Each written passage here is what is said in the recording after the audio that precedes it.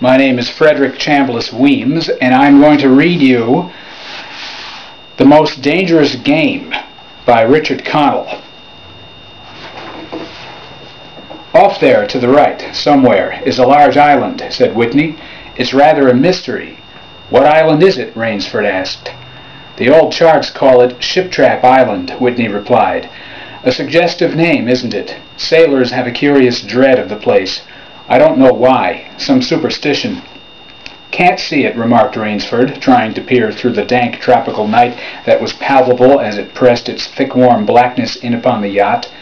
You've good eyes, said Whitney with a laugh, and I've seen you pick off a moose moving in the brown fall bush at 400 yards, but even you can't see 4 miles or so through a moonless Caribbean night. Nor 4 yards, admitted Rainsford. Ugh, it's like moist velvet. It will be light enough in Rio, promised Whitney. We should make it in a few days. I hope the Jaguar guns have come from Purdy's.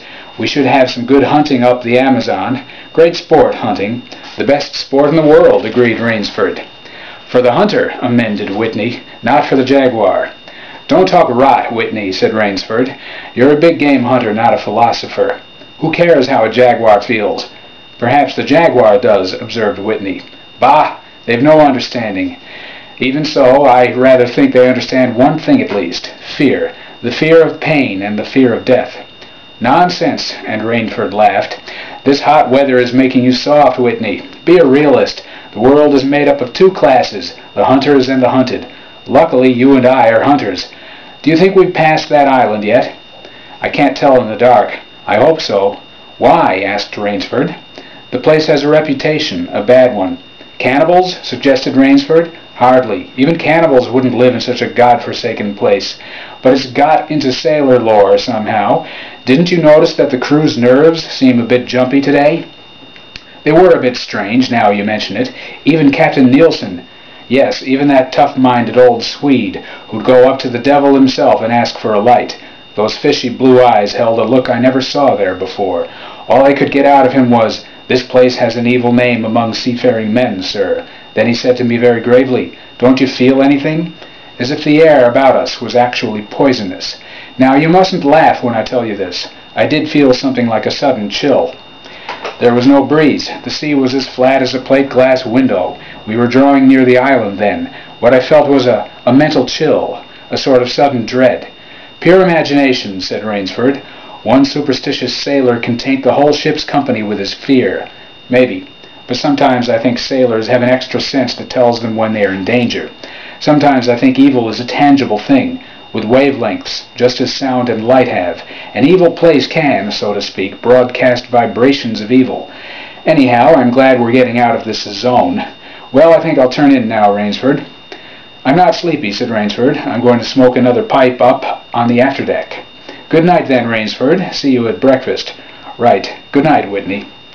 There was no sound in the night as Rainsford sat there, but for the muffled throb of the engine that drove the yacht swiftly through the darkness, and the swish and ripple of the wash of the propeller. Rainsford, reclining in a steamer chair, indolently puffed on his favorite briar. The sensuous drowsiness of the night was on him.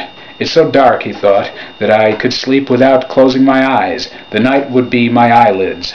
An abrupt sound startled him. Off to the right he heard it, and his ears, expert in such matters, could not be mistaken. Again he heard the sound, and again, somewhere, off in the blackness, someone had fired a gun 3 times. Rainsford sprang up and moved quickly to the rail, mystified. He strained his eyes in the direction from which the reports had come, but it was like trying to see through a blanket.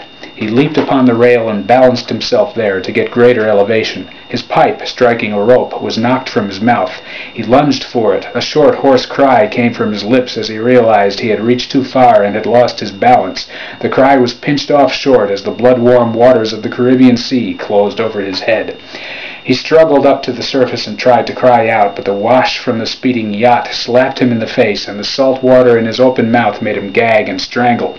Desperately he struck out with strong strokes after the receding lights of the yacht, but he stopped before he had swum 50 feet. A certain cool-headedness had come to him. It was not the first time he had been in a tight place. There was a chance that his cries could be heard by someone aboard the yacht, but that chance was slender, and grew more slender as the yacht raced on.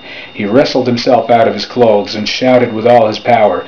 The lights of the yacht became faint and ever-vanishing fireflies. Then they were blotted out entirely by the night. Rainsford remembered the shots. They had come from the right, and doggedly he swam in that direction, swimming with slow, deliberate strokes, conserving his strength. For a seemingly endless time he fought the sea. He began to count his strokes desperately. He could do possibly 100 more, and then Rainsford heard a sound. It came out of the darkness, a high, screaming sound, the sound of an animal in an extremity of anguish and terror. He did not recognize the animal that made the sound. He did not try to. With fresh vitality, he swam toward the sound. He heard it again. Then it was cut short by another noise, crisp, staccato. "Pistol shot," muttered Rainsford, swimming on. 10 minutes of determined effort brought another sound to his ears, the most welcome he had ever heard, the muttering and growling of the sea breaking on a rocky shore. He was almost on the rocks before he saw them. On a night less calm, he would have been shattered against them.